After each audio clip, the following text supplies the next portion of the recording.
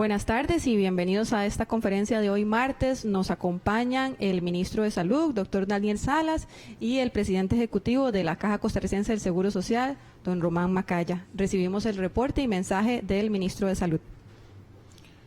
Muy buenas tardes a todos los que están sintonizando. Un saludo especial al presidente ejecutivo de la Caja Costarricense del Seguro Social, doctor Román Macaya. Informamos que a este martes 8 de abril se registran 7 de abril, se registran 483 casos confirmados por COVID-19 en un rango de edad que va del año hasta los 87 años. Tenemos 237 mujeres y 246 hombres, de los cuales 449 son costarricenses y tenemos 34 extranjeros. Tenemos casos positivos en 56 cantones de las 7 provincias. Turrialba se suma a esta lista. Por edad tenemos 437 adultos, 29 adultos mayores y 17 menores de edad. Yo quiero aclarar, porque, insisto, el mensaje lo dije ayer y lo digo hoy de nuevo.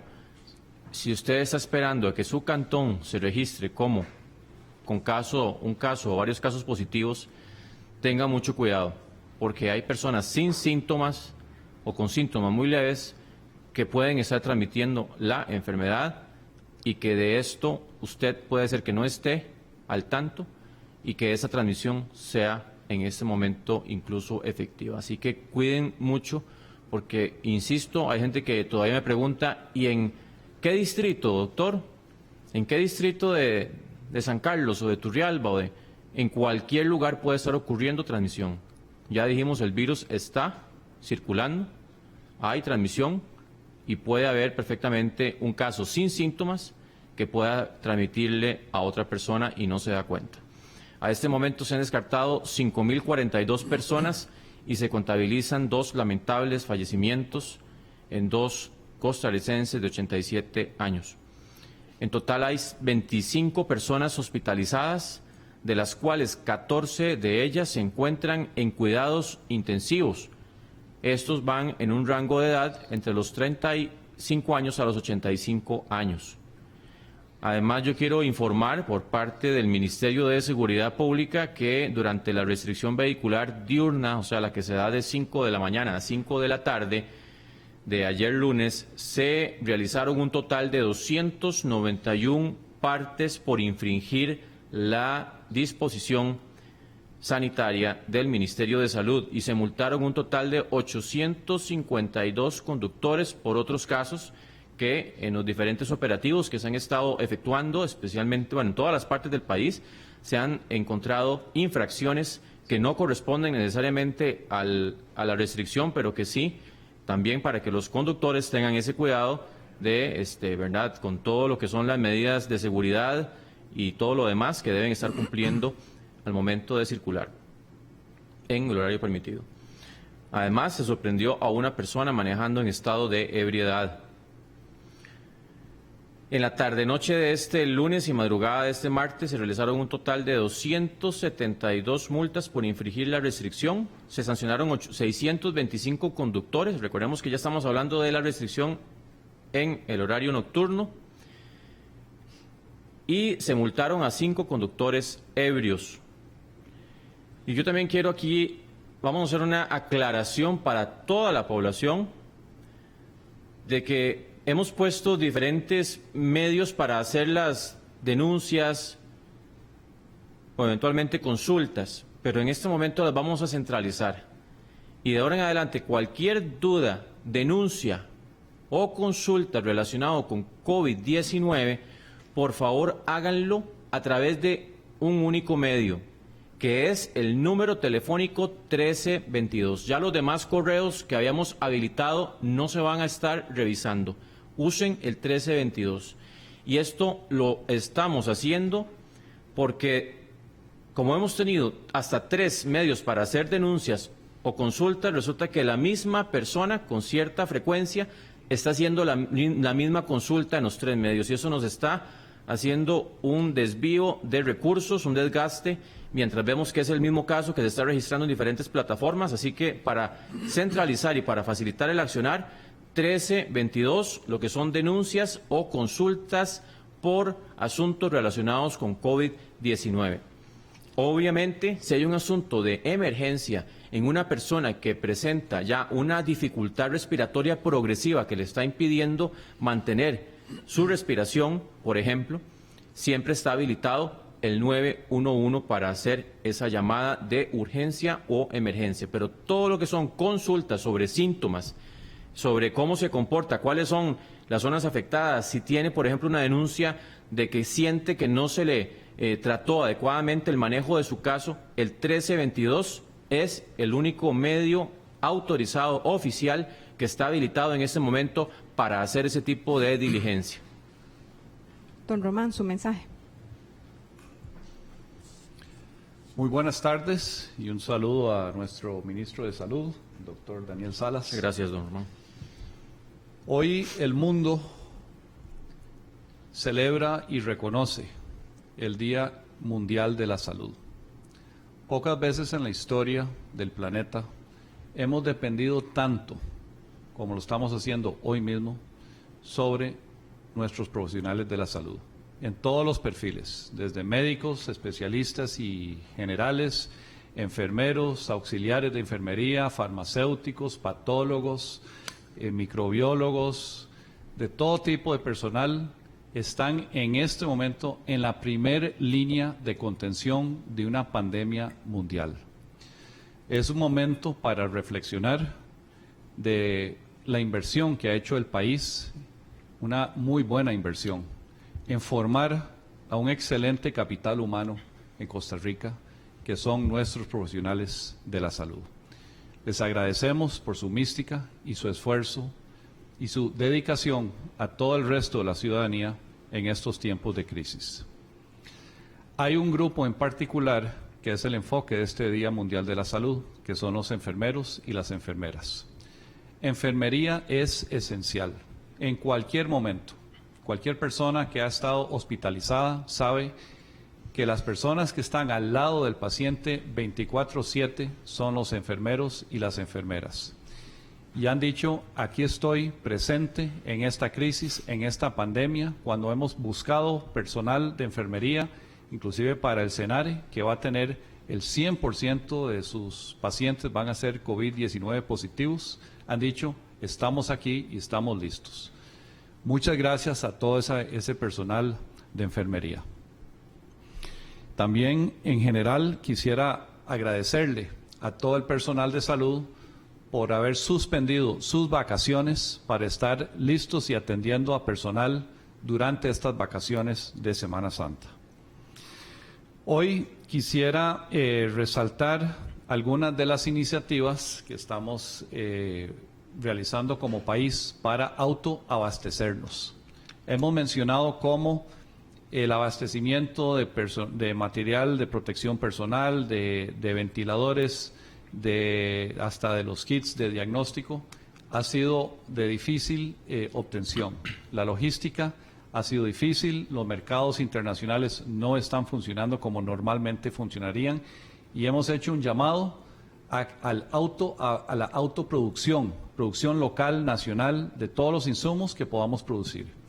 Y hoy presentamos uno de esos artículos que ya entra en producción nacional, que son las caretas faciales. Aquí hay un ejemplo, son unas máscaras que cubren completamente la cara, tienen un elástico atrás para tener una firmeza adecuada con la cabeza del usuario que utiliza esta máscara, y con esto se soluciona un problema de protección no solo de los ojos, sino de la cara completa.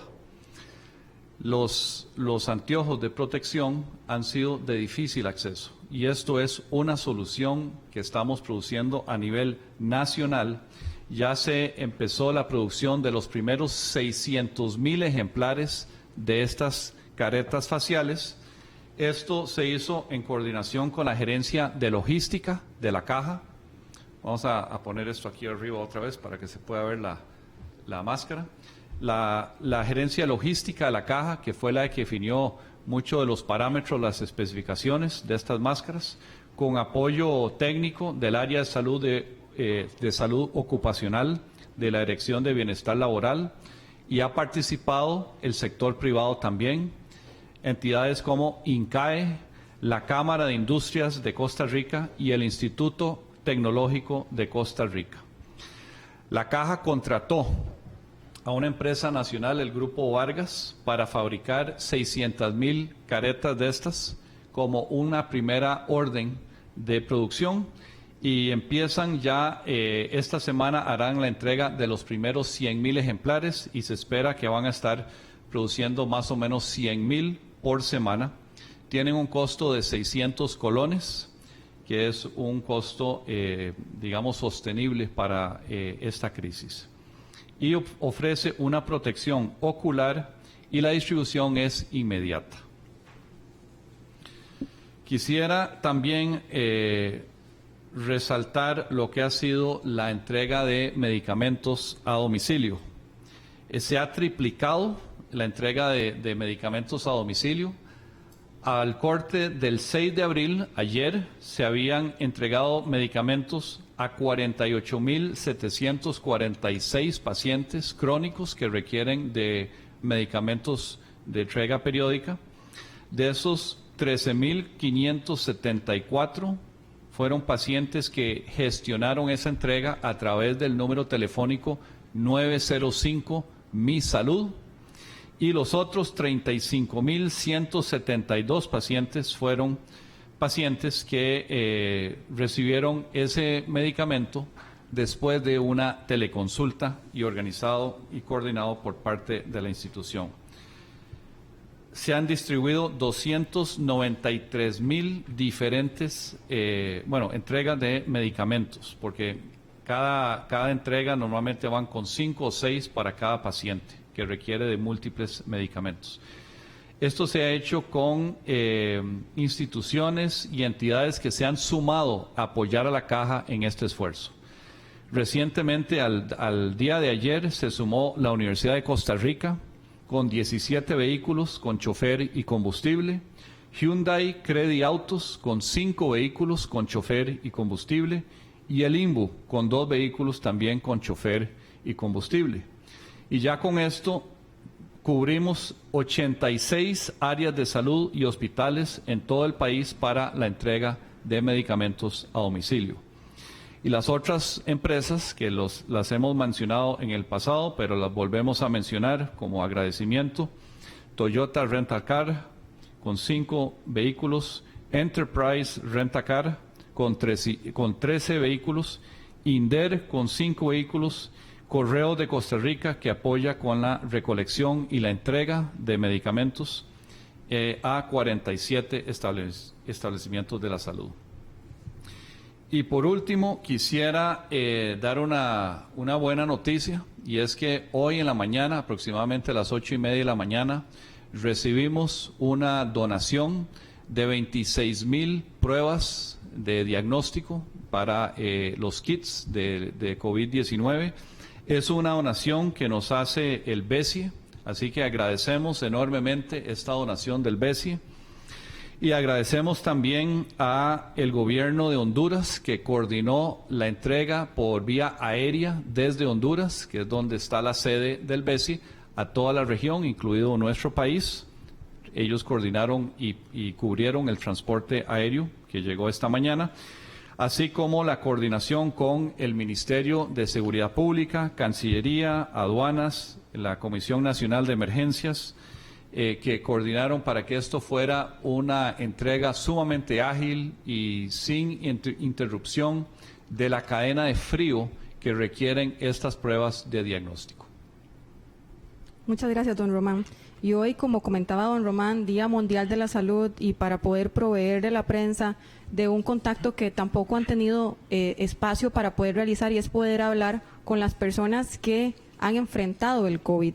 Y en esa línea, mediante llamada telefónica, tenemos a 2 pacientes, una de ellas en proceso de recuperación, con la que hablará el ministro Salas, y le vamos a llamar ficticiamente María, y otra que ya oficialmente fue recuperada, que de manera ficticia le vamos a llamar Ana, y va a hablar con don Román Macaya. primero en línea tenemos a la primera paciente que va a conversar con el ministro Salas. Ministro. Hola, María, ¿me escucha? Aló, María, ¿me escucha?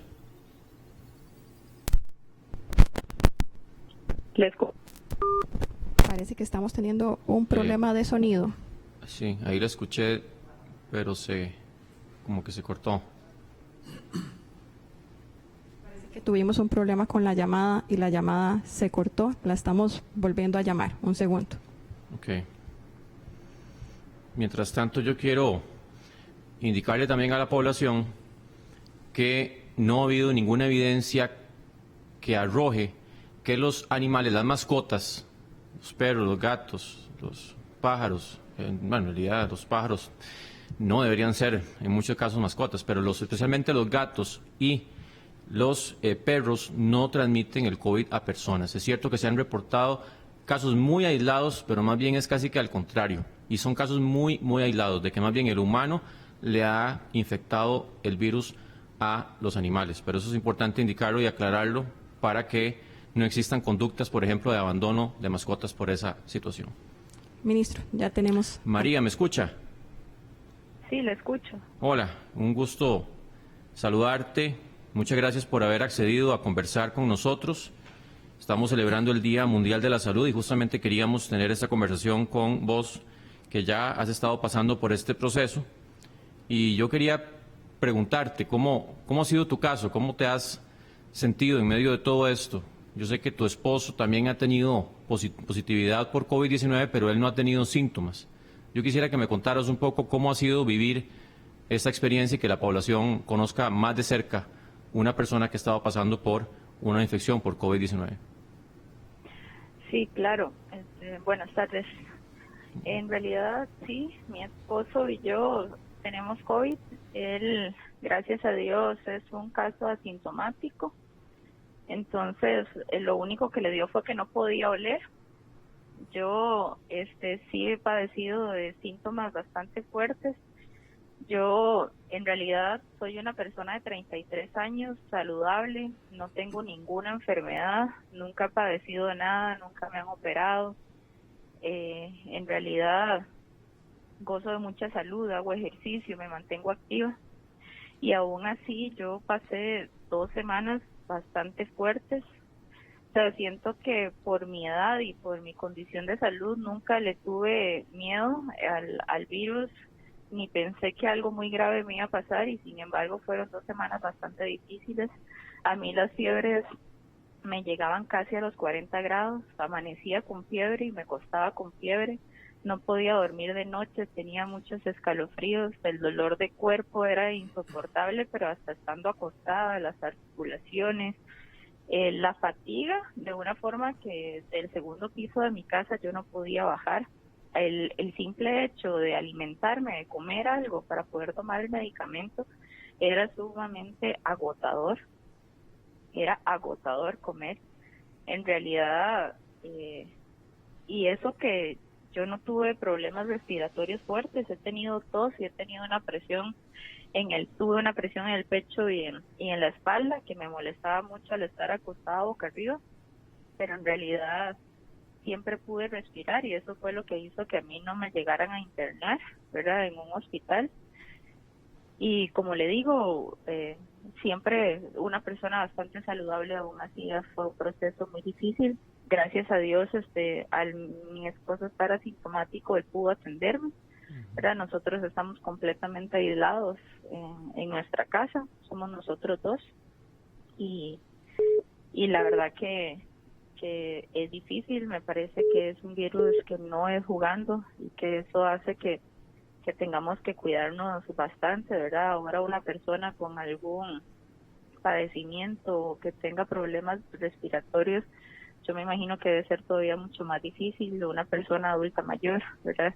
En realidad yo fueron 2 semanas prácticamente en cama, 2 semanas que si en la mañana me sentía un poquito mejor, en las tardes la recaída era aún más fuerte, ¿verdad? Sí, en todo este proceso me he sentido sumamente acompañada. Yo agradezco muchísimo a las autoridades de salud, al sistema de salud de Costa Rica, desde que yo tengo COVID, a mí me llaman 3 personas diarias, independientemente de si es sábado, si es domingo. ¿Okay? Me llaman del EVAIS al que pertenezco, me llaman del Ministerio de Salud, me llama una trabajadora social.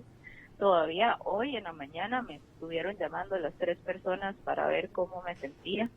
Un seguimiento total y en realidad en momentos así, en momentos donde estamos en una crisis por COVID, donde las cosas han sido difíciles, ese acompañamiento pues lo motiva a uno mucho, ¿verdad? Tanto así que hasta me daban los números personales de cada uno de ellos por si necesitaba algo, por si de pronto me sentía mal.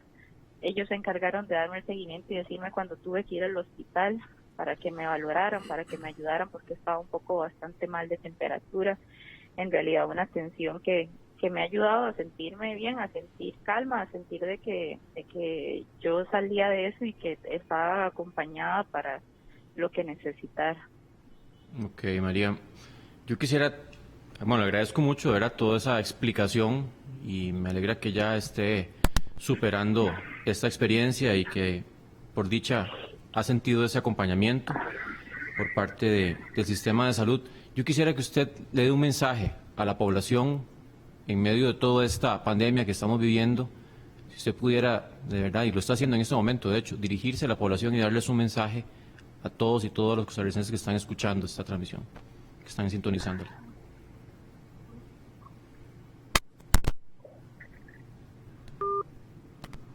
Parece que tuvo problemillas con la llamada.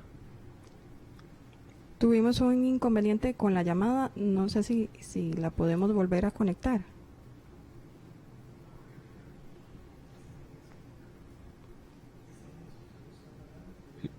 Okay. Bueno, mi mensaje para la población sería que cuidémonos a los nuestros, cuidemos al pueblo de Costa Rica, tomemos en cuenta los protocolos de estornudo, de tos, que nos lavemos las manos y que realmente no salgamos, solo lo justo y necesario. El aislamiento es difícil, es complicado, pero sí se puede y es por nuestra salud y para los demás. Esto no es jugando y sí creo que en serio está en nuestras manos que no haya más casos, que podamos controlar esta situación y que podamos salir con éxito Costa Rica en toda esta problemática. No salgamos de la casa. Más adelante ya podremos disfrutar y estar con nuestros familiares. Muchísimas gracias, María, por su mensaje, por compartir su experiencia y espero que ya termine de recuperarse satisfactoriamente. Muchas gracias, de verdad.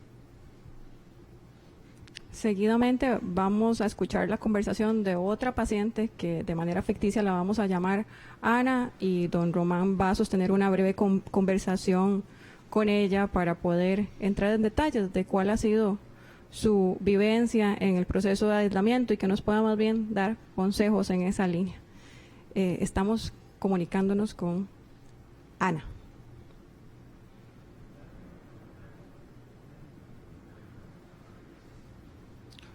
Hola, Ana, ¿se encuentra en línea?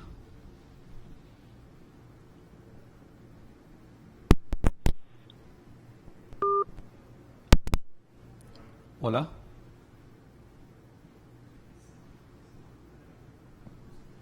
Estamos tratando de comunicarnos.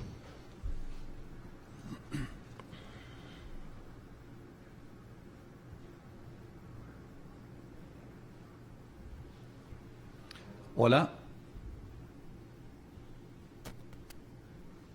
Hola, ¿se encuentra en línea Ana?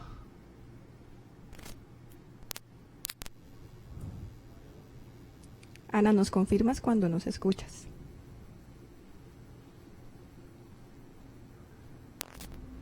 Hola.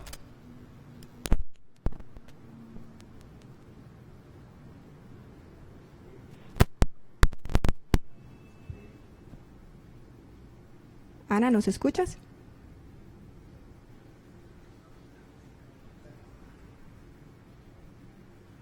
Parece que Ana tiene un problema con la señal celular en este momento. Vamos a hacer el último intento para ver si podemos comunicarnos con ella.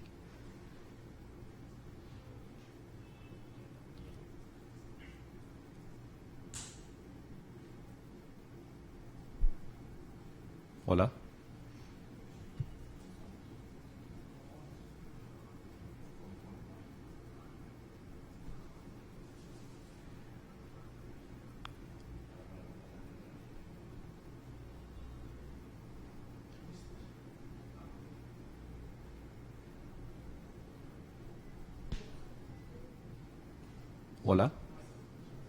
Bueno.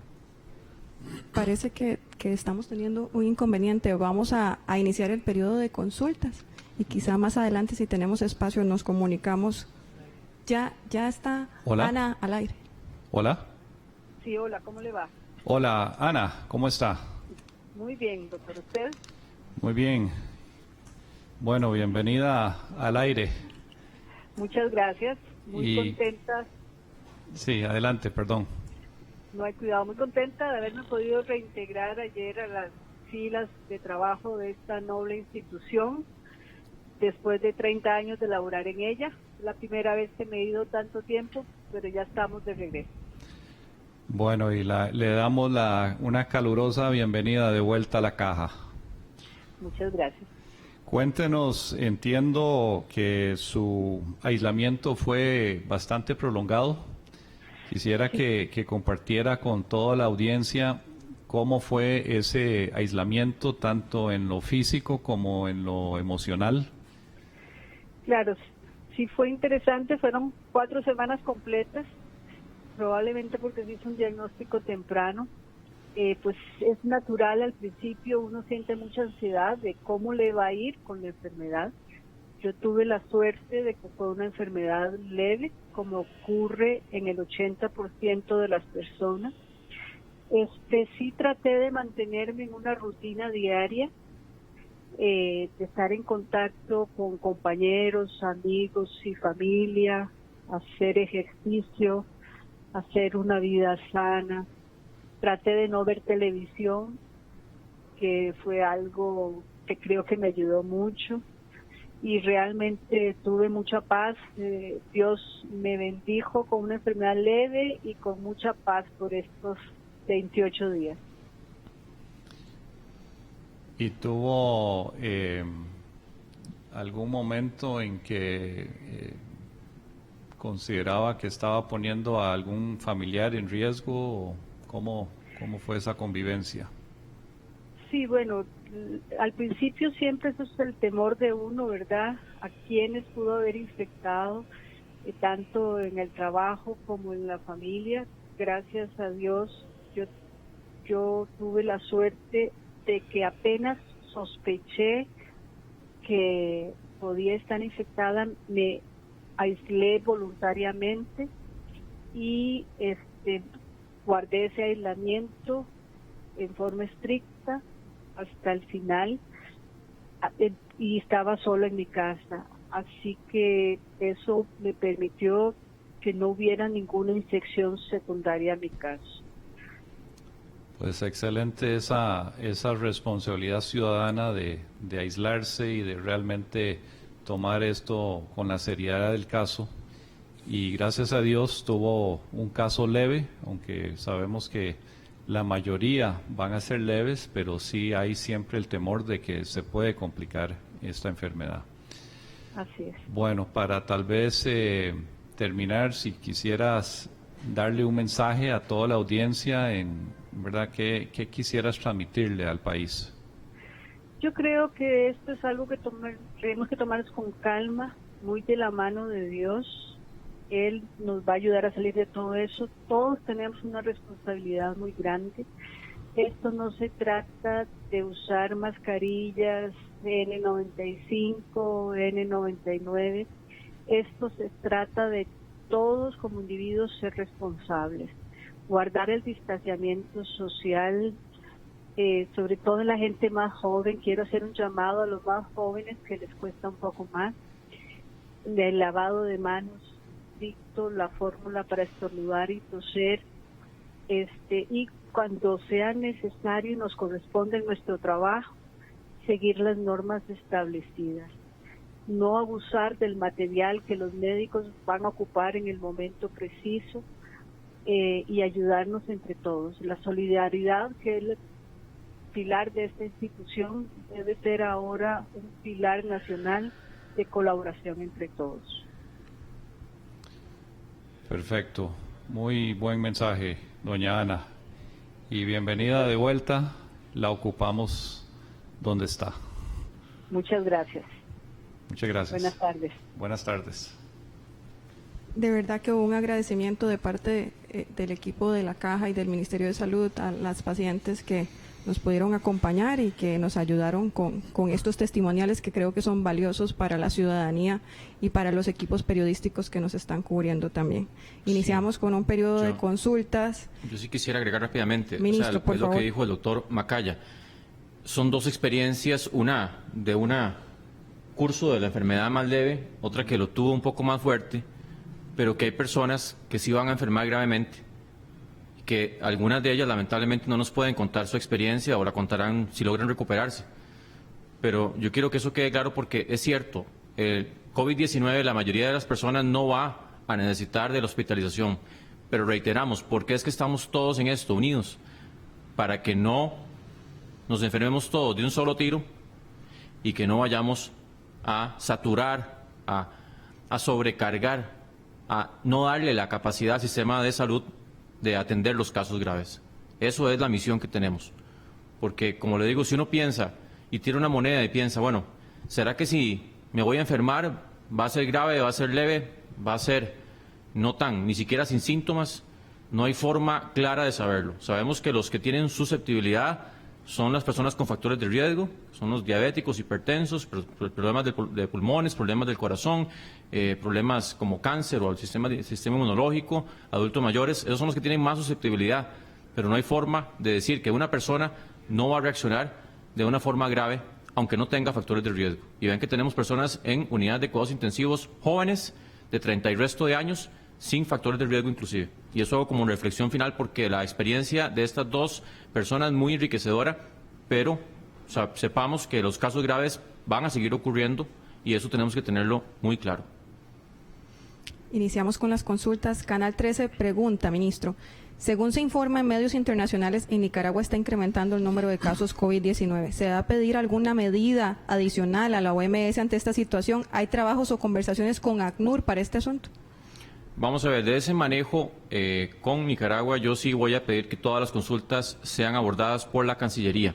Lo que sí puedo indicar el día de hoy es que hubo una conferencia que dio la directora de OPS o la OPS misma, la Organización Panamericana de la Salud, en donde indicaron claramente que ellos les han dado las recomendaciones y lineamientos igual a todos los países y que sí, en Nicaragua ha habido acciones o actitudes en contra o que no van alineados a esas indicaciones que ha dado la OPS. Y ellos hacen un llamado justamente, pero sabemos que los gobiernos son soberanos, pero hacen un llamado a que se haga ese seguimiento de las atenciones, de las indicaciones. Pero indico, cualquier asunto internacional lo va a despejar Cancillería. Y sí hemos dicho que la vigilancia en ambas fronteras se ha estado fortaleciendo importantemente, se han tomado medidas, y ustedes ya lo saben, que en este momento no se permite el ingreso de personas al país que no sean nacionales o residentes, o que incluso los que hayan salido en esta última semana, si salen del país y están como residentes, a la hora de volver, pierden el estatus, no pueden, de hecho, que regresar porque ya no serían ni siquiera residentes o otras condiciones. Así que esas medidas se han estado tomando, pero sí yo quisiera hacer esa acotación con respecto al manejo del asunto internacional. Canal 13 también nos consulta. Queremos saber si hay algún resultado de la investigación a la clínica Marcial Fallas por supuestamente haber negado la atención a un paciente con coronavirus. Esa investigación sigue en curso, va evolucionando y daremos el informe cuando ya esté completa. AM Prensa nos consulta. Nos llegó información de que aparentemente el sábado en la madrugada murió un paciente en la clínica Marcial Fallas y que fue trasladado a la morgue del San Juan de Dios porque mostró síntomas y falleció en un lapso de 24 horas. Le iban a practicar la autopsia para determinar si la muerte fue por COVID. ¿Es verídico esto? Eso lo que podemos decir es que se le tomó muestra por COVID-19, salió negativa y con esto ya sumamos 2 personas que han fallecido y que en algún momento se pensó que podía ser por COVID-19, se les tomaron muestra y salió negativo. AM Prensa también nos consulta. Nos llegó información de que aparentemente un residente del área de anestesia del Calderón Guardia tiene COVID-19. Según la información, lo diagnosticaron el martes pasado y los contactos no han tenido ese seguimiento, pues este paciente facilitó una lista y no los han llamado. En apariencia, muchos de estos contactos son funcionarios o residentes que trabajan directamente con pacientes y no tienen mascarillas, de acuerdo con la información que nos llegó. ¿Tienen detalles de ese supuesto caso, don Román? Bueno, voy a referirme a la generalidad. Siempre se sigue un protocolo. Caso confirmado es aislado. en su casa si no necesita hospitalización, o en un hospital en el nivel adecuado si requiere de ese nivel especializado. Y luego se hace un barrido epidemiológico para ver cuáles son los contactos cercanos, y esos también son aislados. A la vez se hace una limpieza exhaustiva de las áreas donde estuvo la persona positiva y sus contactos. En este caso entiendo que involucraba un viaje también al exterior, es algo que hemos mencionado en el pasado, pero a lo que me voy a referir es el protocolo es lo que siempre se aplica. Telenoticias nos consulta, el director de la OMS está animando a los países a usar mascarillas, señor ministro. La pregunta es si seguimos con la misma recomendación en Costa Rica o si hay algún cambio en la directriz que se ha mantenido hasta el momento.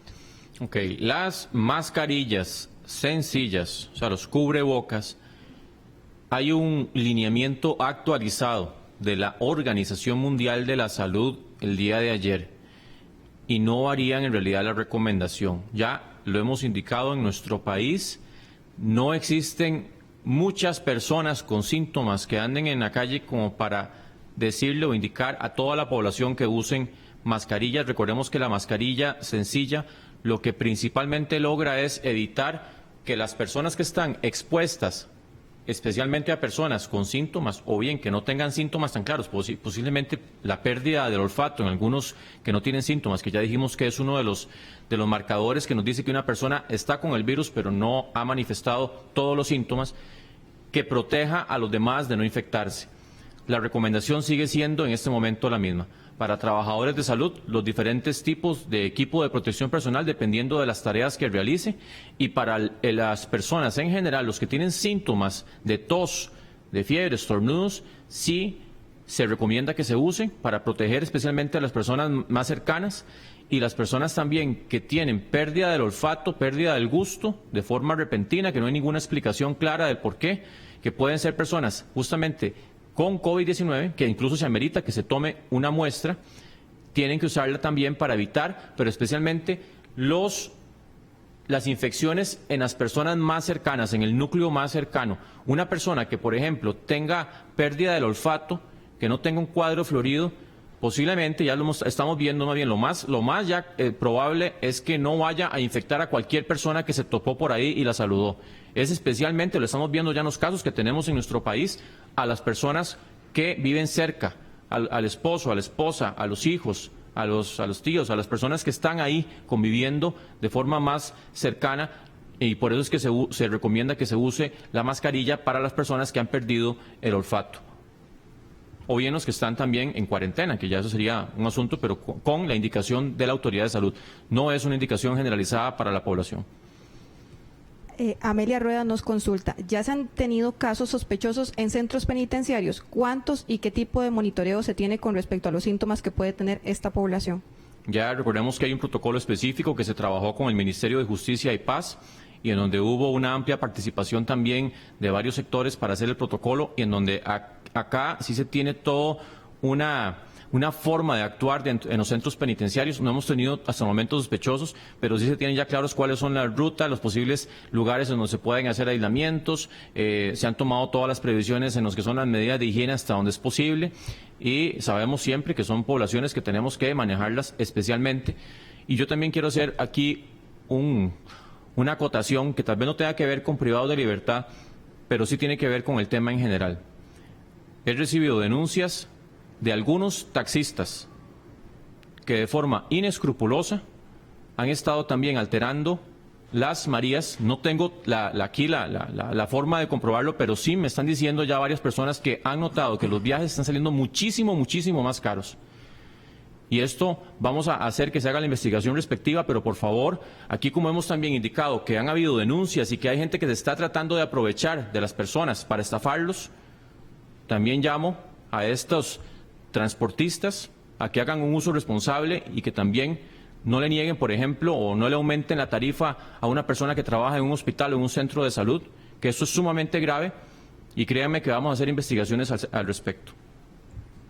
Extra nos consulta. Fuentes nos dicen que este lunes le cancelaron a la caja una orden de compra de ventiladores o respiradores, además de otros insumos. ¿Es cierto que lo cancelaron y por qué razones? ¿Cuántos ventiladores o respiradores son y para cuándo estaban agendados que llegaran al país? ¿Qué medidas se tomarán ahora y qué otros insumos ya no recibirá la caja con esta cancelación de compra? ¿Cuál era el monto total de la orden de compra? Don Román. Nosotros tenemos una serie de pedidos hechos para ventiladores nuevos a proveedores internacionales. El caso en mención, si estoy interpretando correctamente, es una orden que era de aproximadamente 60 ventiladores que tenían una fecha de entrega que era más o menos en esta semana. Se ha ido atrasando, ha habido conversaciones con la empresa y creemos que ya está resuelto el problema, así que esperamos tener esos ventiladores en más o menos 10 días a 2 semanas. Nación consulta. ¿Existe alguna disposición especial del Ministerio de Salud para universidades privadas sobre la suspensión de clases presenciales, al igual que en las públicas? Una escuela privada de medicina está convocando a sus alumnos a clases presenciales a partir del 13 de abril en talleres de simulación en vista de que la caja suspendió temporalmente el internado rotatorio. Don Daniel. Vamos a ver, recordemos, estamos elevando todavía en la parte de la curva en donde no hemos llegado a un pico y las posibilidades de infecciones son múltiples. Por eso es que hemos tomado la decisión de no reanudar el ciclo lectivo para preescolar, primaria y secundaria. Y en ese sentido yo llamo a que no es el momento de estar reanudando clases en los centros hospitalarios universitarios de forma presencial. Creo que tenemos que ser prudentes. Este no es el momento. Ya, como hemos indicado, es un asunto mundial. Costa Rica estamos atravesando la primera ola pandémica. Hemos estado dando los lineamientos y las recomendaciones y en el sentido de que las universidades sí, algunas han estado tomando decisiones de tener algunas actividades presenciales. Mi recomendación y llamado es a que por favor nos abstengamos por el momento. Estamos todavía en una situación que no podemos bajar la guardia. Lo hemos venido diciendo reiteradas veces, así que por favor, cuando ya veamos que la situación epidemiológica se está normalizando, que ya tenemos estudios que demuestren que tenemos ya cierto grado de seguridad para reanudar muchas de las actividades que hemos venido suspendiendo, lo vamos a comunicar. Pero en este momento estamos todavía elevando el pico y hay que tratar en todos los medios de los asuntos que no son sumamente esenciales, mantenerlos a nivel o virtual o desde la casa. La Teja consulta. La Fiscalía Adjunta de Pocosí consiguió que se ordenara arresto domiciliario en contra de un hombre de apellido Zúñiga Zamora, a quien se le abrió una causa por el presunto delito de desobediencia. En apariencia, el hombre no respetó la orden sanitaria de aislamiento luego de haber llegado de un viaje y salió de su vivienda. Las dos consultas que tenemos sobre el tema es si la persona se le aplicó la multa económica y si es posible que que nos detalle un poco sobre lo que conlleva esa multa. Bueno, recordemos que la Ley General de Salud, planteamos un proyecto que sigo agradeciendo a los diputados y diputadas que lo aprobaron para multar al incumplimiento de una orden sanitaria. En este caso, las órdenes sanitarias se emiten principalmente para dos tipos de personas.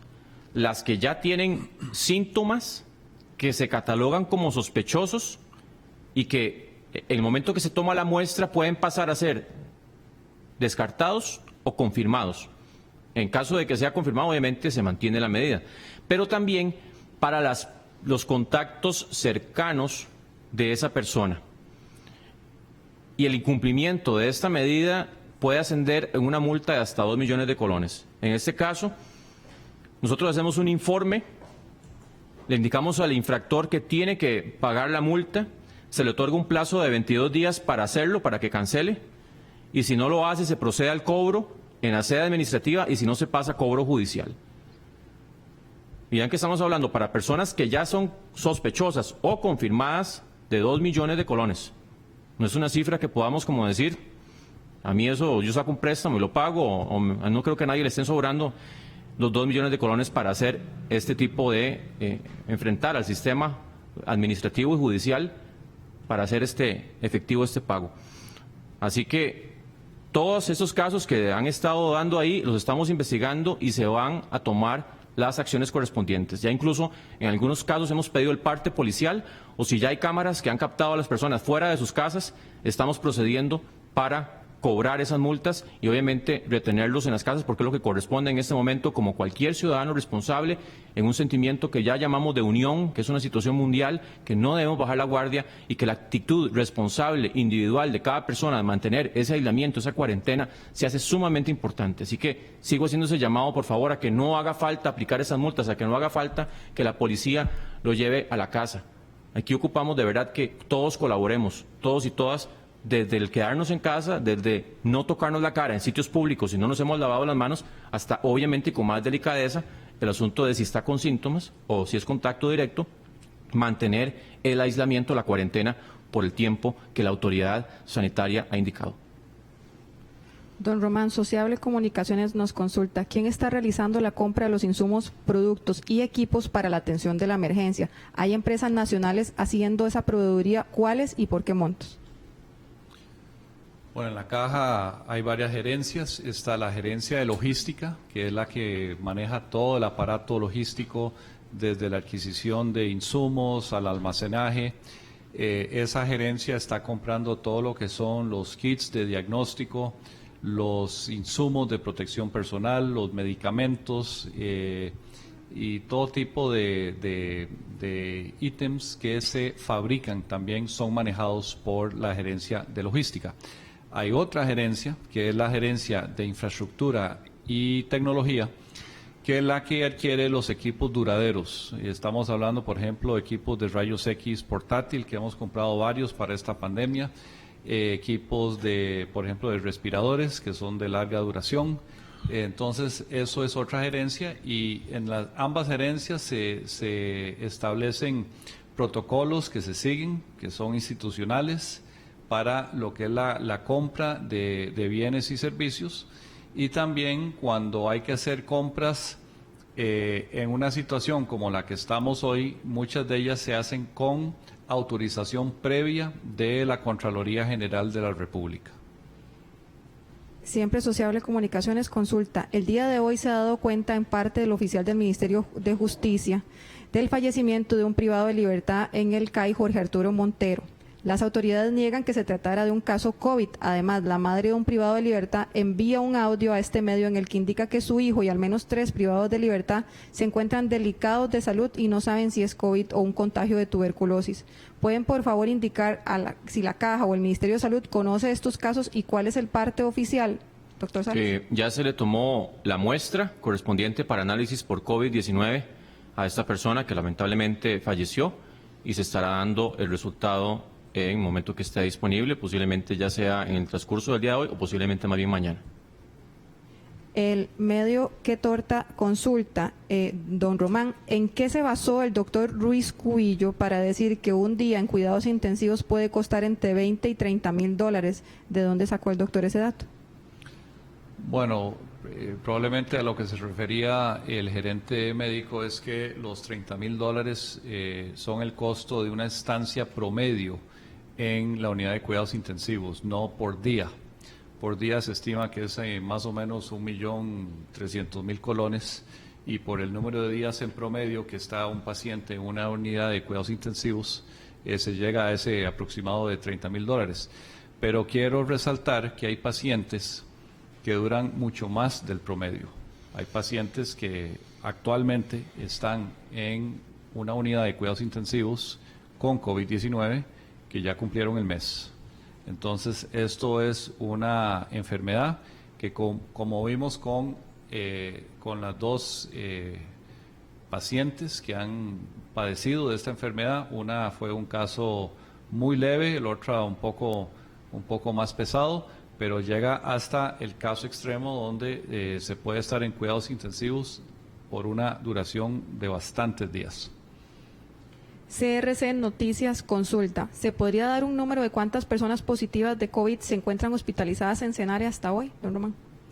En este momento hay 3 pacientes COVID positivos en Senare y probablemente a como se vayan coordinando algunos traslados de otros hospitales, vayamos agregando a ese número o simplemente hospitalizando en ese centro a como se van no solo diagnosticando pacientes nuevos, sino esos pacientes que requieren de esa atención hospitalaria de una complejidad media a media alta. Don Román, Multimedios consulta. Quisiera saber cómo será la distribución de las pruebas que llegaron al país hoy como parte de la donación que hace el BCIE. Sí, las pruebas que llegaron esta mañana, que son 26,000 pruebas, son de una característica que usan una plataforma de laboratorio que está centralizada en 4 hospitales en este momento, que es el Hospital Calderón Guardia, el San Juan de Dios, el México y el Hospital Nacional de Niños. El muestreo va a ser descentralizado, o sea, vamos a estar muestreando en todo el país, pero esas muestras tienen que venir al laboratorio, a uno de estos 4 laboratorios, de estos 4 hospitales, para obtener los resultados. Nosotros seguimos en la búsqueda de otro tipo, otra tecnología de pruebas que también son basadas en PCR, que son las más precisas, pero que permiten una descentralización, que tienen unos aparatos para el análisis muy portátiles y que se pueden distribuir localmente en todo el país. Pero muchas de esas pruebas en este momento son las que precisamente el mundo entero está buscando y algunas inclusive parecen tener prohibiciones de exportación de los países de origen. El observador pregunta, la atención de la emergencia en zonas fronterizas ha pasado por el Ministerio de Seguridad y los controles migratorios. Sin embargo, las fronteras son porosas e incluso el Ministerio de Relaciones Exteriores estudia acciones a emprender por la inacción de Nicaragua para atender la crisis. Don Román Macaya mencionó la posibilidad de establecer un nuevo centro médico temporal en la zona fronteriza.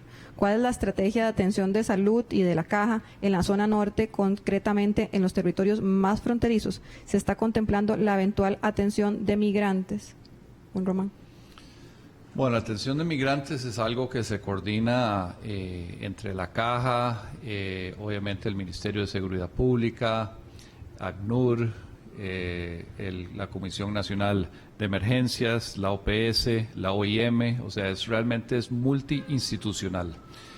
En cada frontera hay centros de atención temporal de migrantes que llamamos CATEM y queremos fortalecer la capacidad de esos centros para una eventual atención de personas que se tengan que diagnosticar y posiblemente aislar en zonas fronterizas. Pero esto es algo que todavía está en discusión con todos estos organismos, algunos nacionales y otros internacionales, para atender el reto del tema migratorio en tiempos de pandemia. Don Daniel, nos consultan, estamos en el pico más delicado de pandemia a nivel local. De lo contrario, ¿cuáles serían los parámetros para determinar cuándo el país estaría en ese pico? Vean, por eso, cuando yo ayer indiqué el mensaje de que el país ha respondido satisfactoriamente, estamos haciendo que juntos, todos, aquí es una acción conjunta, aquí no es que solo la Caja o que solo el Ministerio o que solo el sector privado, que solo el Consejo Económico, aquí es, o la Asamblea Legislativa, aquí es todos unidos. Pero no podemos jamás en este momento cantar victoria. Recordemos que hay personas que no han tenido el virus y que posiblemente en este momento aún sean una cantidad muy importante de la población en el sentido de las personas, por ejemplo, sin síntomas, que sabemos que es un porcentaje alto de todos los que se logran infectar, posiblemente sea mucho más que el 20% que se reportó en Corea del Sur. Pero hay países que han llegado a la tercera quincena y han relajado sus medidas del todo o mucho, o la población se ha confiado y han tenido un aumento importante de casos que no queremos tener en nuestro país. Así que siento que ya hemos pasado un mes desde que detectamos el primer caso, pero no podemos jamás decir que ya llegamos al pico y que ya el punto máximo de la curva ya fue superado y que ya vamos saliendo. Todavía, como les digo, esa información, de acuerdo a los datos que se han venido manejando, no se ha alcanzado. Don Román, sobre las caretas tenemos consultas de medios regionales donde preguntan dónde se pueden conseguir estas caretas o si las pueden usar para atender algún tipo de público. Entonces, tal vez especificar el uso que se le va a dar a este tipo de instrumentos. Bueno, la careta que presenté al principio, que es esta que muestro de nuevo, es una careta que adquiere la caja en este momento por un contrato con una empresa. El Grupo Vargas es la empresa que nos está vendiendo estas caretas, que están diseñadas y producidas localmente. Y eso es lo que buscamos, una solución local en todos los insumos posibles para enfrentar esta crisis. En cuanto a ya el uso y la provisión extra paredes de la caja, ya eso trasciende nuestras recomendaciones. Pero sí buscamos siempre las mejores ofertas y compramos a gran escala y eso nos permite ser bastante competitivos en la adquisición de estos bienes. Don Daniel, punto noticioso consulta. Deseo saber si aparte de realizar campañas de represión fundamentadas para que no pasen los migrantes por puntos clandestinos, están haciendo campañas de concientización específicas para que el migrante tome conciencia de los riesgos sanitarios que conlleva pasar la frontera.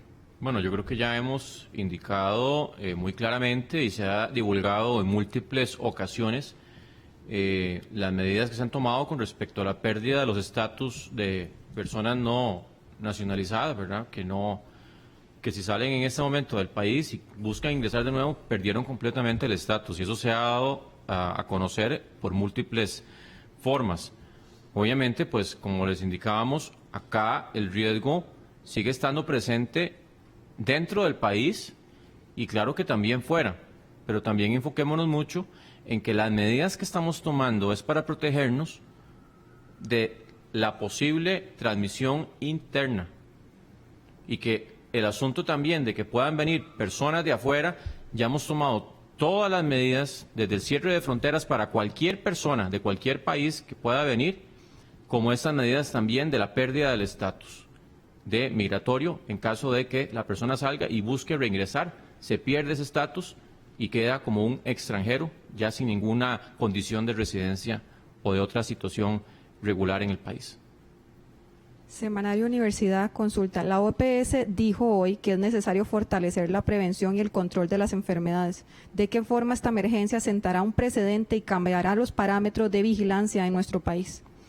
Nosotros, el sistema de vigilancia epidemiológica y virológica, porque también hemos estado indicando que nosotros tenemos 18 establecimientos seleccionados estratégicamente en lo largo y ancho del país para hacer vigilancia virológica. ¿Qué significa eso? Vigilancia virológica, me va a decir la gente. Eso es básicamente poner lugares que toman muestras de personas con síntomas de tos, de fiebre, de estornudo, de secreción nasal, y las envían esas muestras para ser analizadas y saber qué virus están circulando en esos puntos del país. Son puntos que están a lo largo y ancho de todo el país.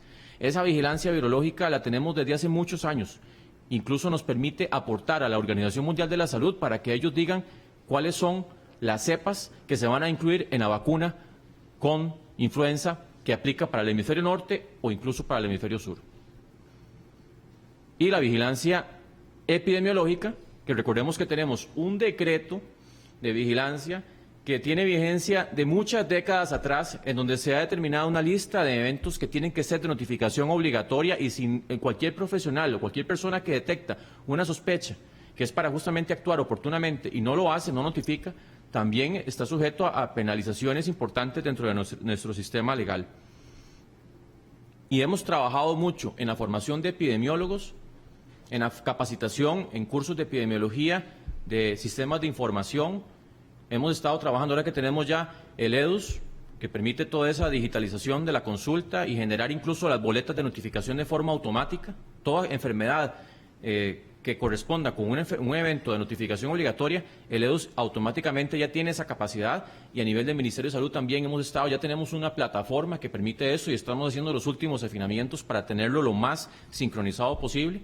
Además de que hemos también tenido el acercamiento con los hospitales y centros privados para facilitar. Ya tenemos incluso una plataforma de notificación vía web. Así que el sistema de vigilancia de nuestro país, virológico y epidemiológico, es muy fuerte y tenemos personal muy capacitado y más bien estos son situaciones que ponen a prueba ese sistema, pero que vemos cómo responde satisfactoriamente porque tenemos mucho músculo y mucha capacidad que se ha venido fortaleciendo a lo largo de muchos años. Don Román, la OMS también señala la necesidad urgente de fortalecer el personal de salud a nivel mundial, especialmente el de enfermería, hoy siendo el Día Mundial de la Salud con dedicación a las enfermeras. ¿Cuál es la realidad del país en cuanto a la cantidad de estos profesionales y cómo trabajan para fortalecer esta área de atención médica? Bueno, nosotros tenemos, hay varias categorías de enfermería. Están los que tienen un diplomado, un bachillerato, una licenciatura, están los auxiliares de enfermería, pero yo creo que este llamado de la OMS es un llamado generalizado de que tiene que haber sistemas de salud robustos para poder atender embates al sistema inesperados.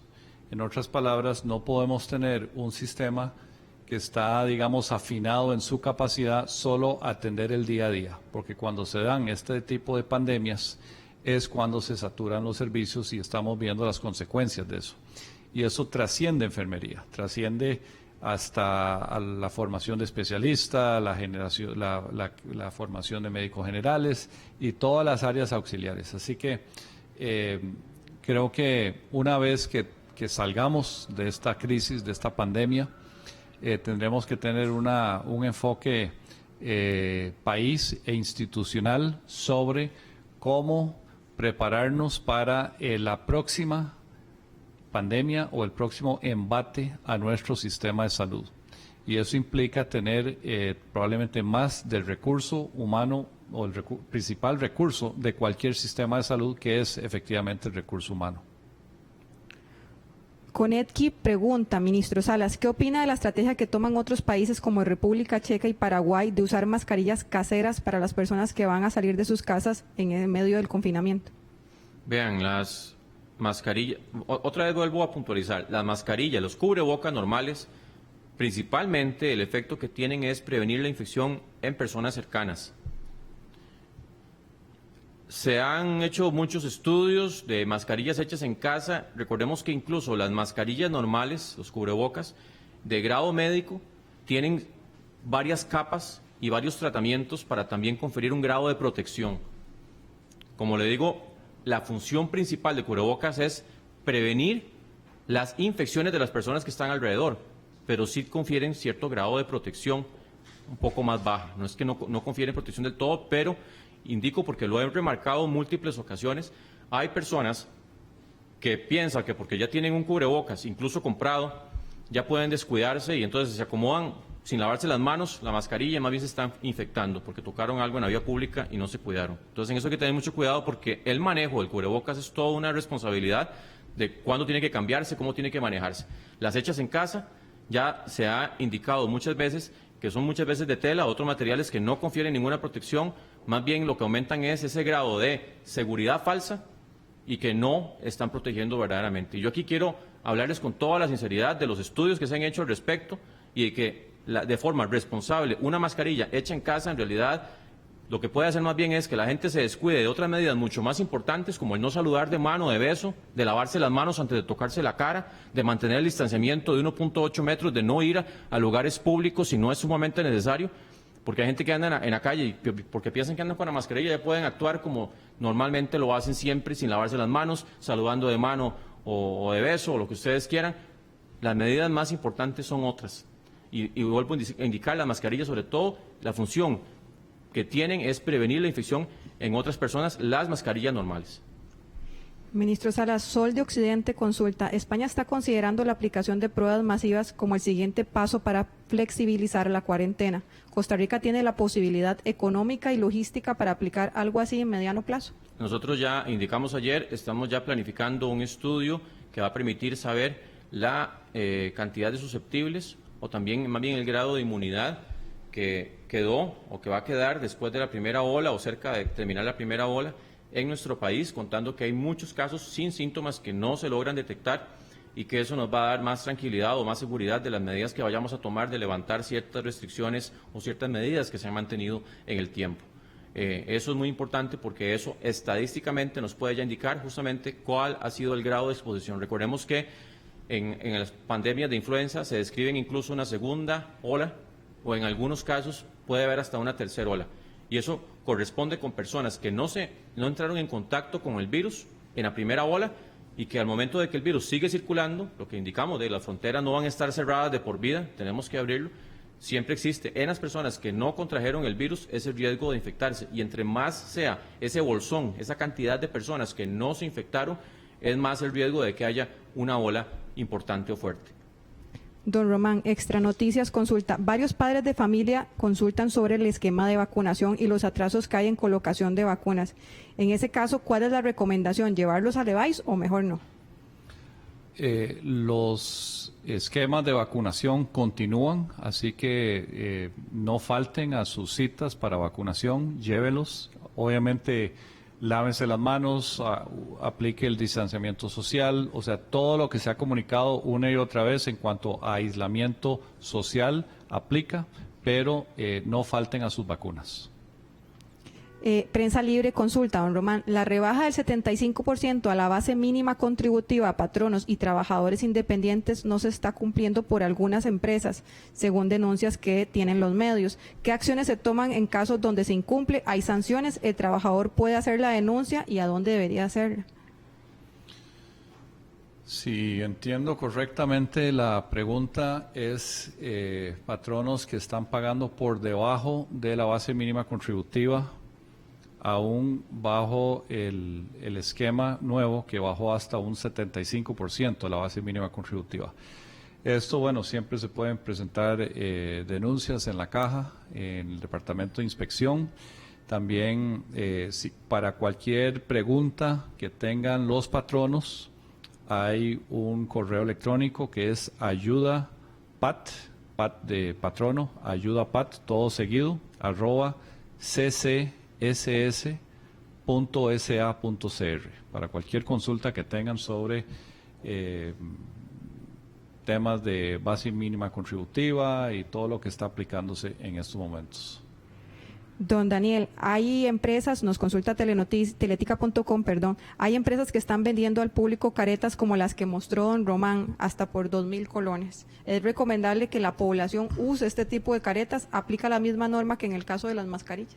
Vamos a ver, aquí la población es libre de usar lo que ellos consideren, o sea, las caretas o las mascarillas las pueden usar. Aquí lo que hemos indicado es la recomendación, o sea, qué es lo que salud y qué es principalmente lo que la OMS, recordemos que sigue siendo nuestra autoridad a nivel internacional, mundial, en lo que son los lineamientos que hemos venido acatando en su gran mayoría han sido concordantes con lo que establece la Organización Mundial de la Salud. Así que yo sí les quiero decir que si van a usar, o sea, si se deciden a usar una mascarilla, cuidado también porque ya hemos indicado que hay personas que venden máscaras como estas o otro tipo de mascarillas de muy dudosa calidad y que incluso pueden venir ya hasta con, uno no sabe, ¿verdad?, con algún tipo de sustancia alérgica o hasta con el mismo o diferentes virus, ¿verdad?, porque no mantienen todo lo que es la cadena de manejo de este tipo de dispositivos. Las venden a veces así abiertas, ¿verdad?, y se las entregan a las personas. Así que también hay que tener mucho cuidado en esto porque hay gente que se quiere aprovechar, que quieren hacer, como decimos acá, su agosto, pero son materiales muy defectuosos o de muy dudosa calidad. Ministro, sobre el caso de la paciente que estuvimos escuchando, donde su esposo era sintomático, nos pregunta Noticias Colombia si puede dar más detalles sobre la transmisión a raíz de personas asintomáticas. Las personas sin síntomas, que ya hemos dicho que de un 30 a un 60% lo que pueden manifestar es pérdida del olfato, pueden transmitirlo especialmente, de forma más importante, a las personas que conviven más cercanamente con ellas. Una persona sin síntomas que de repente fue a comprar algo en un supermercado, el riesgo de que vaya a infectar, por ejemplo, a la persona que está en la caja haciendo el cobro, es muy, muy remoto, muy bajo. El riesgo principalmente de las personas sin síntomas es para los que conviven, los que están en el núcleo más cercano de familiar específicamente, o bien, digamos, de trabajo, que podría ser que las personas que están ahí en más contacto sí puede haber un riesgo incrementado.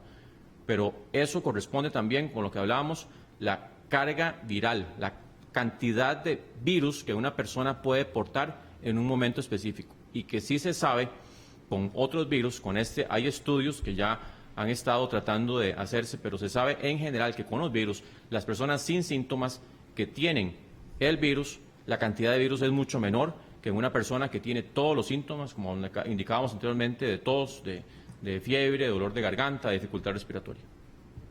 Don Román, un breve mensaje final. Quédese en casa. Quédese en casa no solo para proteger a sus familias y a usted mismo, sino hoy, que se celebra el Día Mundial de la Salud, para proteger a los trabajadores de la salud. Ellos están en la primera línea de contención, y en la medida de que todos nos quedemos en casa, que practiquemos ese distanciamiento social, estamos protegiendo a los que nos protegen. Y eso es el acto más solidario que podemos hacer, y es algo tan sencillo como quedarse en casa. Don Daniel.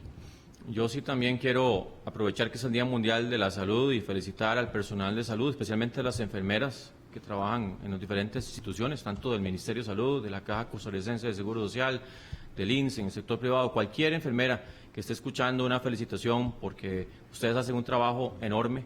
De verdad que el personal médico, los médicos en general, sin el apoyo, sin la ayuda de ustedes, no podrían sacar la tarea adelante. Así que una felicitación muy especial, pero también la hago extensiva a todo el personal de salud, que ha mostrado una mística enorme, que ha mostrado un compromiso admirable, y que en este momento yo soy el admirador de todos ustedes. Estoy con ustedes, me enorgullece ser el ministro de Salud con esa capacidad que tenemos de país y ese personal de salud. Y también el otro mensaje, este es para el personal de salud, pero el otro mensaje sigue siendo, y reiterando lo que dice el doctor Macaya, quedémonos en casa, esto no ha pasado, estamos todavía en etapa crítica, si se quiere decir así, que nos podemos desestabilizar si aflojamos mucho las medidas, y tenemos que tratar de hacer ese distanciamiento físico, social.